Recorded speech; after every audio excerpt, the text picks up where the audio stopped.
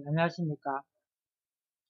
통일사상 제1장 원상론 12번째 시간입니다.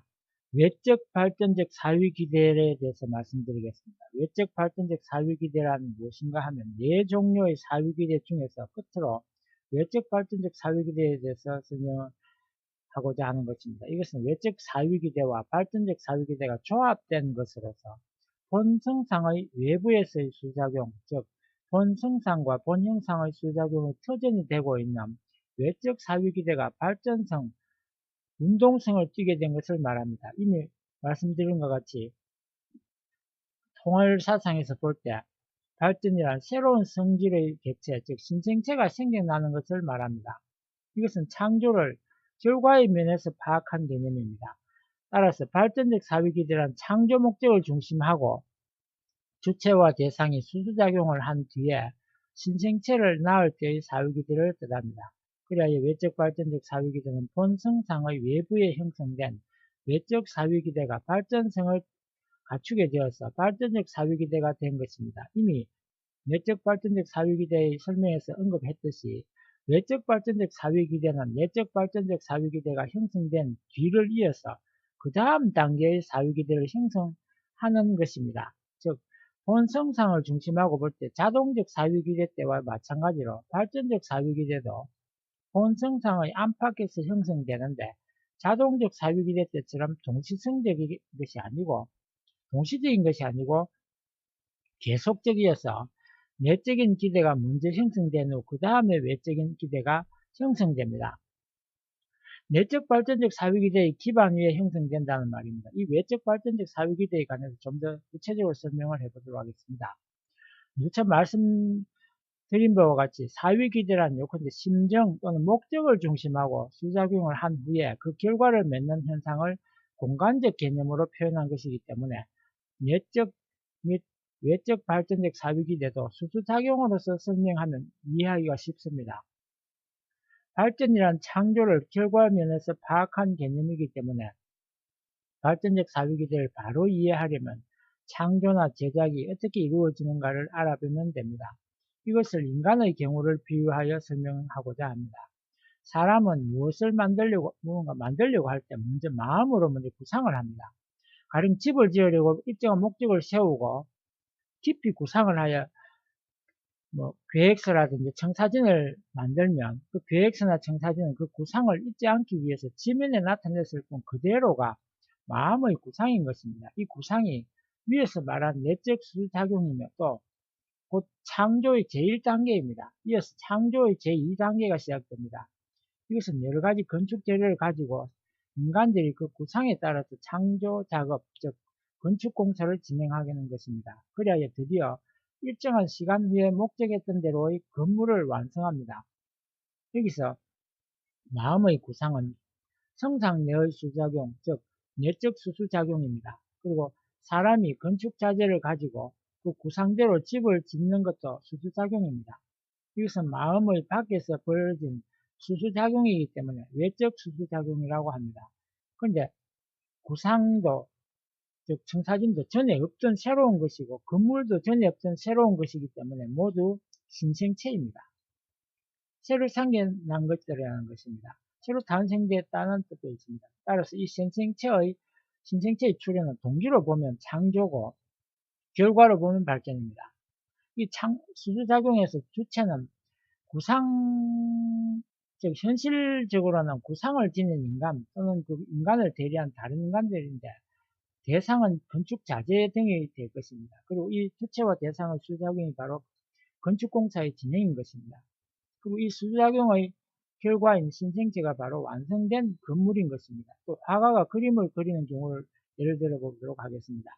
이때에도 화가는 일정한 목적을 먼저 세워놓고 구상을 합니다. 그리고 때로 그 구상을 소묘로 나타내기도 합니다. 이것이 제1단계입니다. 구상이 끝나면 제2단계의 작업이 개시됩니다. 즉 화폭, 붓, 물감, 화구 등을 써가면서 화가는 구상대로의 그림을 그립니다. 그래야 드디어 그림이 완성됩니다. 이때 제1단계의 구상도 수작용이고 제2단계의 그림 그리기도 수작용입니다. 그리고 제1단계의 구상도 제2단계의 완성한 그림도 모두 전에 없었던 새로운 결과물이므로 신생체들입니다. 따라서 이 그림 그리기 또한 창조요, 발전인 것입니다. 모든 창조는 2단계의 발전적 사위기대에 의해서 여기서 다음과 같은 사실이 분명해집니다. 첫째로 창조에는 반드시 2단계의 과정이 있으며, 둘째는 첫 단계는 내적인 구상 단계요, 다음 단계는 외적인 작업의 단계라는 것이며, 셋째는 이 2단계의 수작용이 모두 동일한 목적을 중심으로 이루어져서 반드시 그 결과로서 신생체를 만든다는 것입니다. 여기에 첫 단계가 바로 내적 발전적 사위기대의 내적 발전적 수수작용의 단계고, 둘째 단계가 외적 발전적 수수작용의 단계입니다. 이 일련의 원칙은 모두 모든 창조활동에 적용됩니다. 생산, 제작, 발명, 예술 등 어떠한 유형의 창조활동에도 예외 없이 적용됩니다. 그 이유는 이 원칙의 기준이 하나님의 원상에 있었기 때문입니다. 그것이 바로 본성상의 안팎의 수수작용, 즉 내적 발전적 수수작용과 외적 발전적 수수작용인 것입니다. 알기 쉽게 말하면 하나님이 먼저 일정한 목적을 세워놓고 만물 창조를 구상한 다음 재료에 해당하는 프리에너지를 사용해서 구상한 대로의 만물을 실제로 만들었던 것입니다. 여기서 하나님이 구상하는 단계가 내적 발전적 수작용의 단계이고, 실제로 만물을 만드는 단계가 외적 발전적 수작용의 단계입니다. 이상의 설명으로 인간의 창조나 제작에는 반드시 그 전에 구상이 있어야 한다는 것, 따라서 외적 발전적 수작용에는 반드시 그 전에 내적 발전적 수작용이 있어야 한다는 것을 밝혔습니다. 그런데 이 인간의 구상 때의 수작용의 원형은 하나님의 원상 내의 수작용이었습니다. 즉 원상 내의 수작용은 반드시 사위기대를 틀어 하고서만 행해집니다. 사위기대의 별명이 수작용이요, 수작용의 또 다른 이름이 사위기대입니다. 따라서 하나님의 창조에 있어서 내적 발전적 수작용이 반드시 외적 발전적 수작용에 선행한다는 것은 내적 발전적 사위기대가 반드시 외적 발전적 사위기대에 선행해서 형성됨을 뜻합니다. 이것을 바꾸어 말하면 창조에 있어서 반드시 내적 발전적 사위기대와 외적 발전적 사위기대가 연속적으로 이루어진다는 것입니다. 이것을 원상의 창조의 2단 구조라고 합니다. 이것을 도표로 표현한 것이 바로 위에 있는 그림입니다. 인간의 경우 현실적인 창조 활동 때에도 내적 또는 외적인 사위기대가 연속적으로 형성됩니다. 이와 같은 현실적인 창조 활동에 있어서 연속적으로 형성되는 2단계의 사위기대를 현실적인 창조의 2단 구조라고 하는 것입니다. 여기서 다음과 같은 의문이 생길지도 모르겠습니다. 즉, 실천의 창조에는 반드시 구상이 먼저 이루어져야 한다고 알기 쉽게 표현하면 될 것을, 실제의 창조에는 반드시 구상이 먼저 이루어져야 한다고 알기 쉽게 표현하면 될 것을 왜 내적 발전적 사위기대이니 외적 발전적 사위기대이니 2단 구조니 하는 어려운 표현을 쓰느냐 하는 겁니다. 통일사상은 왜 쉬운 말도 어렵게만 표현하려고 하느냐 하는 것입니다. 이 의문에 대해서 답하고자 합니다. 결론부터 말씀드리자면 통일사상은 천주의 근본 원리를 다루기 때문입니다. 근본 원리란 영계와 지상 세계를 막론하고 존재 세계에 나타나는 모든 현상에 공통적으로 적용되는 근본 이치입니다. 이 근본 이치는, 즉 원리는 깊고 넓은 내용을 함축하면서 그 이치를 나타내는 용어는 될 수 있는 대로 간단한 용어여야 합니다. 그 예의 하나가 통일원리의 이성성상 또는 성상과 형상입니다. 이 용어는 인간의 마음과 몸을 나타내는 용어일 뿐 아니라 동물, 식물, 광물, 더 나아가서 영인체와 영계의 모든 존재가 가지고 있는 상대적 속성을 나타내는 용어입니다. 즉, 이성성상의 뜻의 내용은 대단히 깊고 넓습니다. 이것을 바꾸어 말하면 이성성상 용어 그대로는 무슨 뜻인지 이해하기 어려우며, 따라서 쉽고도 상세한 설명이 있어야 합니다. 이러한 설명에는 때때로 예화나 비유도 필요하고, 또 통일사상에서 다루는 근본 원리는 오감으로 느낄 수 없는 하나님과 영적 세계에 관한 것이 대부분이기 때문에 더욱 그러합니다.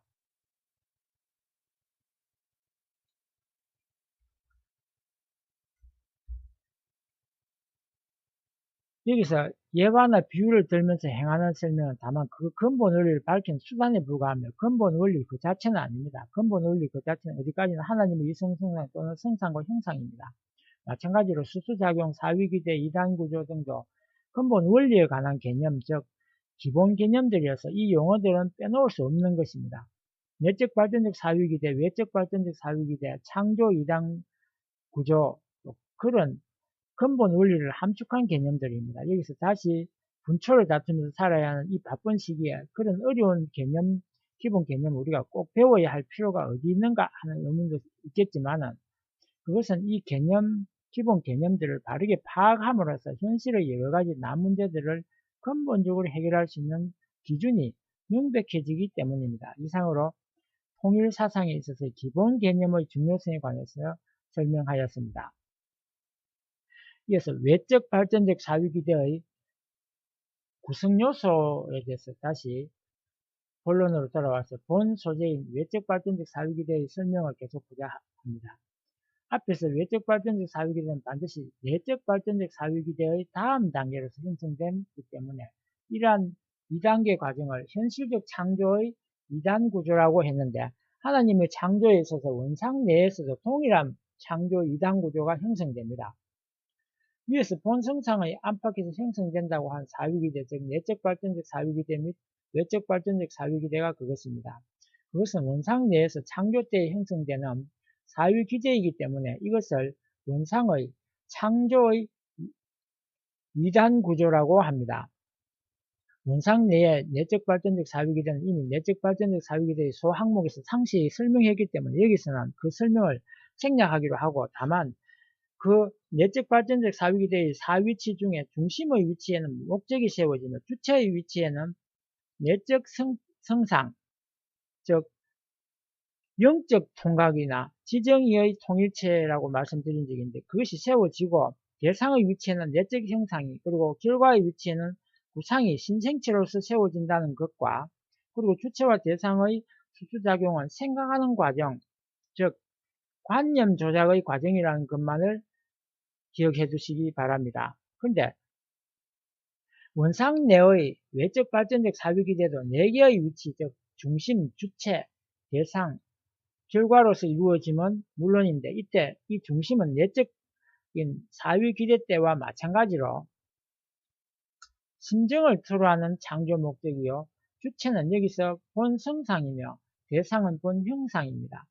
그리고 수작용에 의해서 형성되는 결과는 신생체로서의 피조물입니다. 그러면 이제부터 사위 내 위치, 즉 중심, 주체, 대상, 결과의 위치에 각각 세워지는 목적, 본성상, 본형상 및 피조물에 관해서 구체적으로 살펴보기로 하겠습니다. 근데 목적은 내적 발전적 수수작용 때의 목적, 즉 창조 목적과 동일하기 때문에 여기서는 생략하기로 하고 주체는 본성상, 대상은 본형상, 외적 수수작용, 결과, 피조물 등의 소항목을 가지고 설명하고자 합니다. 주체는 본성상 원상 내의 외적 발전, 즉 사위기대는 본성상과 본형상과의 수작용의 기대이기 때문에 주체의 입장이 본성상이면 두말할 필요도 없겠지만 그 본성상은 구체적으로 어떤 것일까요? 그것이 바로 앞에서 말한 내적 발전적 사위기대의 결과의 입장인 구상입니다. 즉 목적을 중심하고 내적 성상과 내적 형상이 수작용을 한 후에 신생체로서 나타난 것이 바로 말씀이요, 로고스요, 구상입니다. 그런데 이 내적 수작용이란 생각하는 것, 즉 사고의 과정입니다. 이러한 내적 수작용의 과정에는 전 단계와 후 단계의 두 단계가 있는데 전 단계는 관념 조작이 진행되는 과정에서 이 단계에서는 신관념, 즉 전구상이 프리구상이 형성됩니다. 그리고 다음 단계는 영적 통각에서 지정의의 기능이 그 속성인 양성, 음성의 영향을 받으면서 프리구상, 전구상에 주입된 후에 이 전구상이, 프리구상이 생명을 지닌 완성한 구상, 즉 로고스로서 나타나게 되는데 이렇게 완성된 로고스가 바로 이성성상을 지닌 로고스입니다. 근데 구상으로서의 로고스는 비록 신생체이기는 하지만 본성상의 내부에 형성된 것이기 때문에 주체와 대상의 수작용에 있어서는 영적 통각에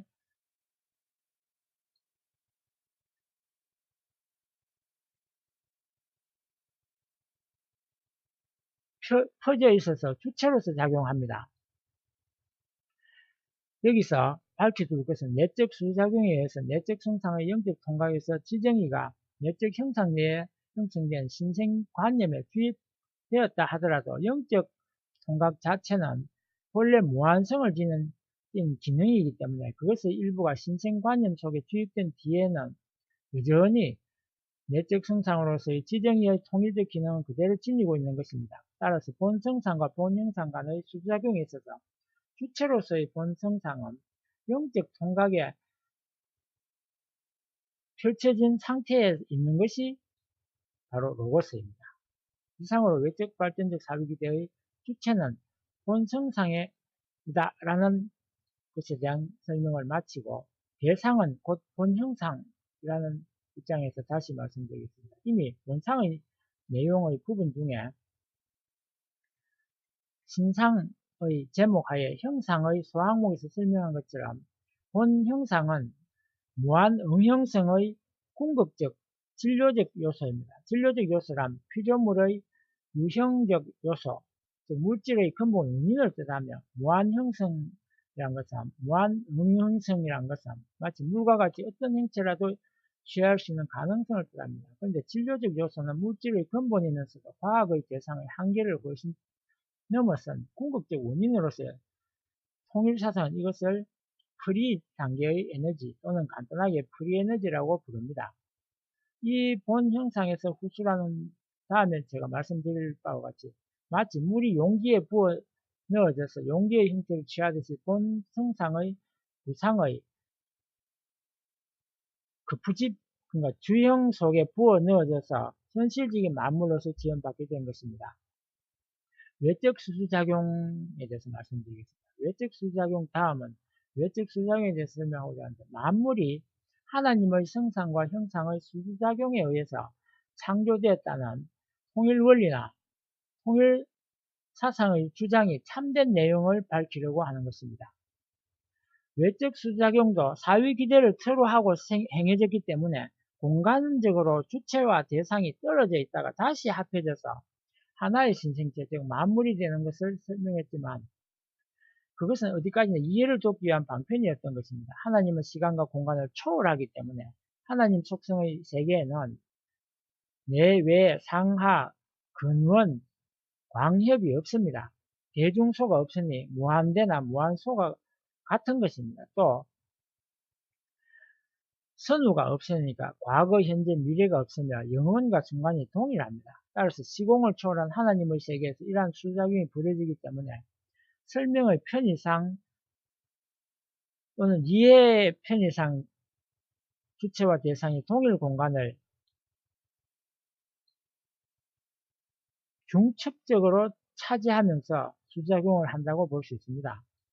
비유컨대 인간의 영인체와 육신이 공간적으로 떨어져 있다가 합해져서 하나가 된 것도 아니고 본래부터 동일한 공간을 중첩적으로 차지하면서 수작용을 하고 있는 것과 같다고 할 수 있을 것입니다. 이러한 시각에서 원상 내의 수작용을 동일 공간을 중첩적으로 차지한 주체와 대상 간의 수작용으로 보고 또 수작용에 의해서 산출된 신생체인 피조물도 역시 동일 공간을 중첩적으로 차지하고 있다고 하는 입장에서 논리를 전개해 보기로 하겠습니다.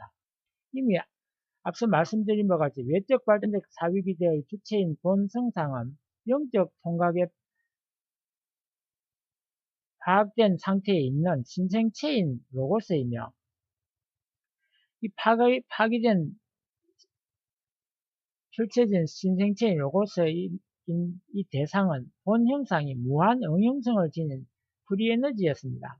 이러한 주체와 대상이 중첩되어서 동일 공간을 차지한 채 수주작용하여 신생체인 피조물을 산출하게 되는데 이때 산출된 피조물도 동일한 공간을 중첩적으로 차지한다고 보는 것입니다. 이상으로 수작용이 행해지는 기대의 내 위치는 문자 그대로 떨어져 있는 사위가 아니라 4개의 정착물이 함께 겹쳐 있는 하나의 위치임을 알 수 있을 것입니다.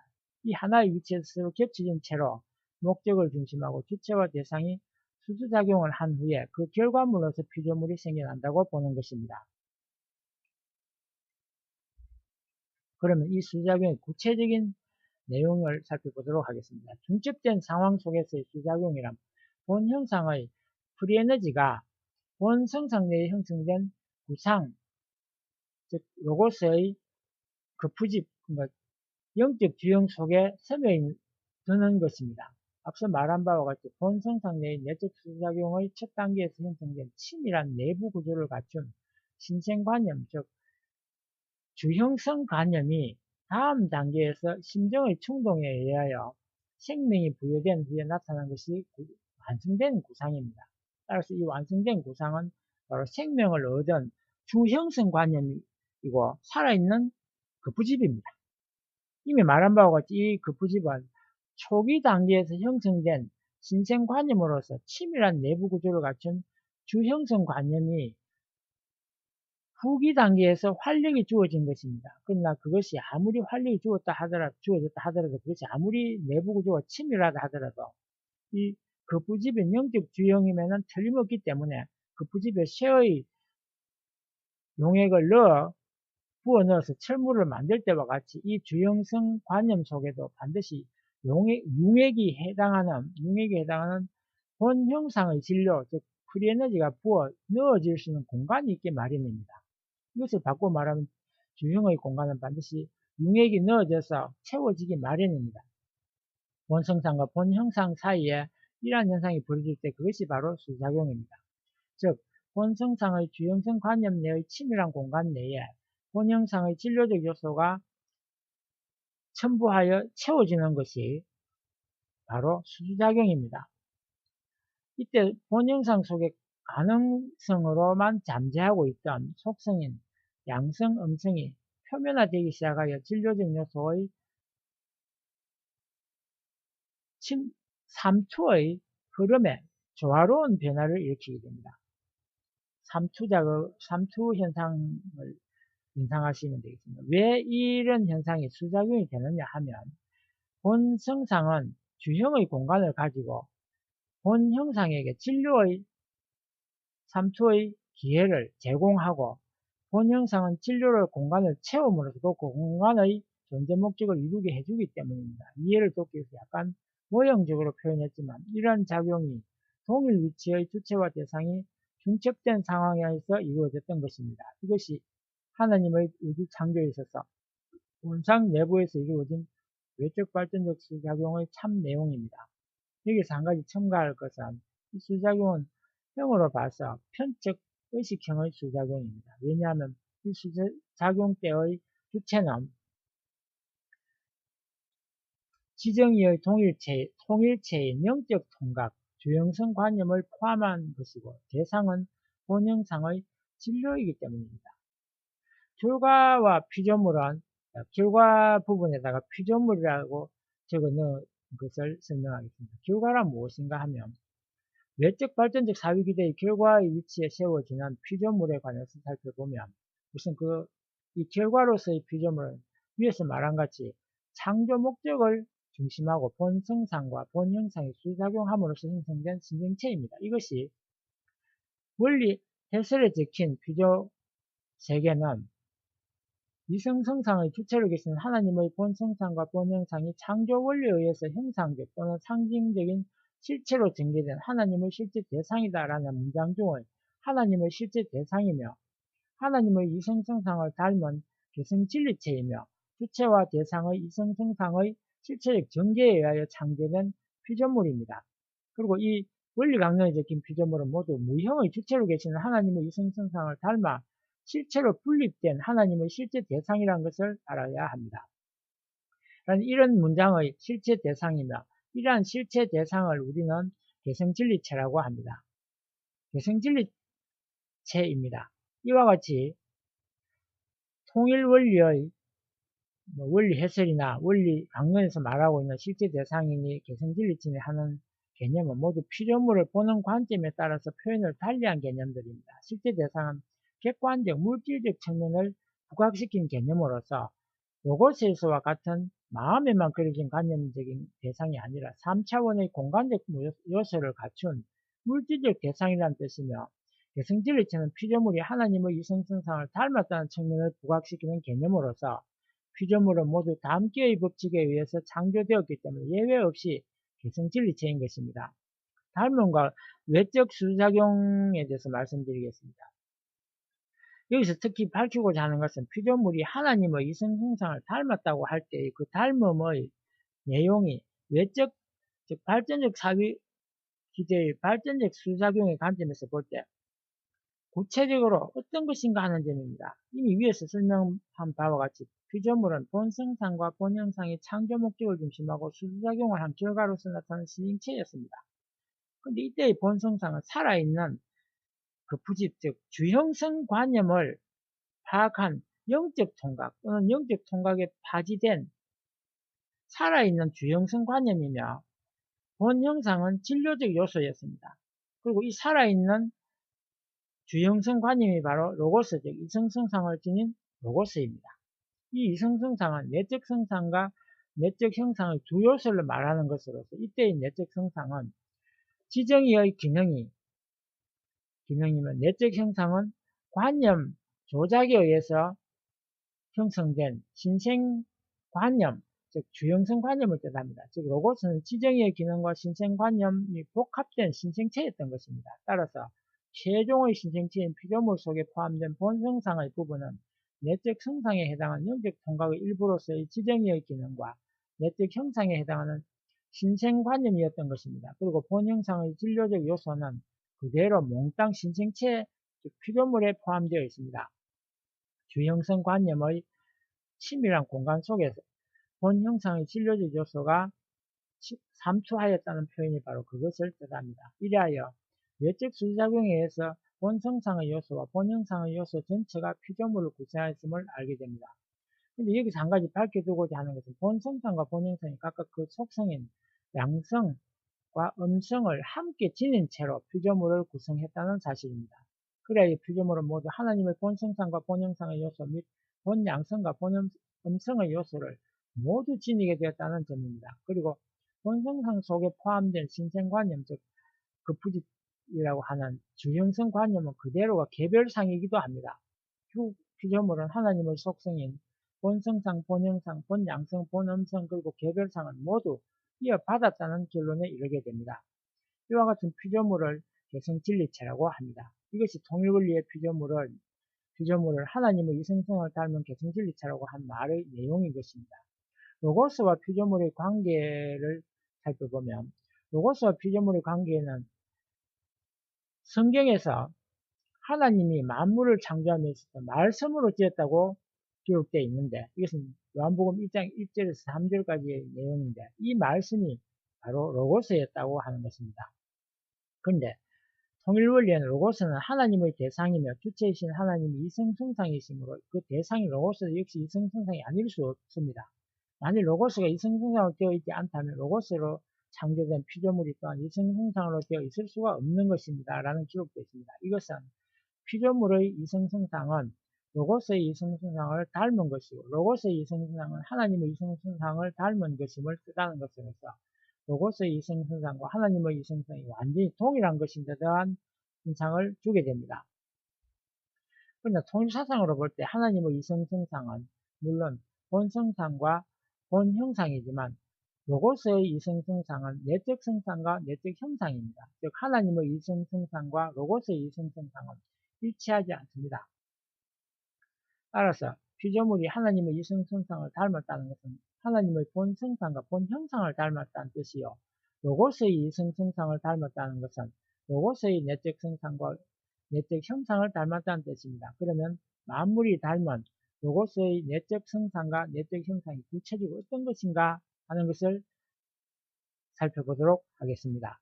이미 말씀드린 것 같이 로고스는 내적 수수작용의 후기 단계에서 영적 통각, 즉 지정의의 통일체의 일부가 전 단계로서 형성된 신생관념, 즉 급부집이라고 했는데 주형성 관념에 주입됨으로써 생겨난 완성된 구상, 즉 살아있는 구상이었던 것입니다. 따라서 로고스의 내적 성상은 주형성 관념 속에 주입된 일부의 지정의의 기능이며 내적 형상은 주형성 관념 바로 그것입니다. 이러한 내용을 지닌 내적 성상과 내적 형상이 바로 로고스의 이성성상이었습니다. 홍일원리에서 피조물의 이성성상이 로고스의 이성성상을 닮았다고 할 때의 로고스의 이성성상이란 바로 이러한 내용의 이성성상입니다. 그러나 여기서 특히 지적하고자 하는 것은 공간적인 3차원적 실체인 피조물의 모습 그대로가 로고스의 이성성상을 담고 있는 것이 결코 아니라는 것입니다.